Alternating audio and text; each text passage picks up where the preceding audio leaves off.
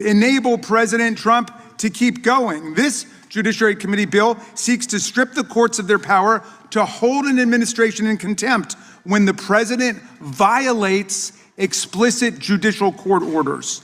And it doesn't stop there. While they try to defund the courts, they're forking over an astonishing $81 billion to the administration for more of these immigration roundups.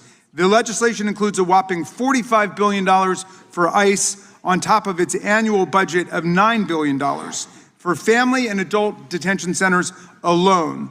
This bill is a blank check to the administration to do more of what we've already seen. And to make matters worse, as they race to spend more than $81 additional billion on this, Trump's own DOJ is terminating hundreds of millions of dollars in existing grants.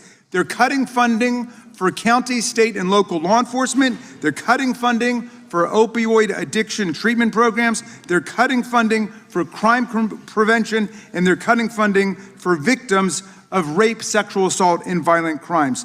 The grants being cut support local police in solving and preventing crime. They help the survivors of abuse and assault navigate the legal system, and yet they're being wiped out by the Department of Justice.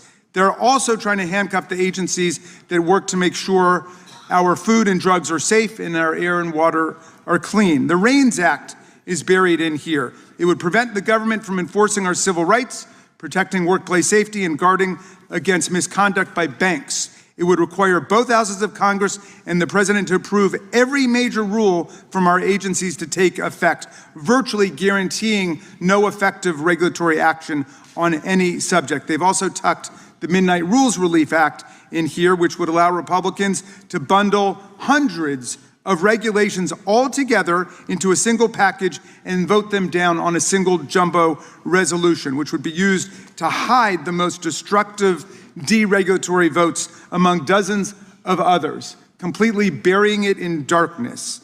Look, this version of an authoritarian America is not what the American people want.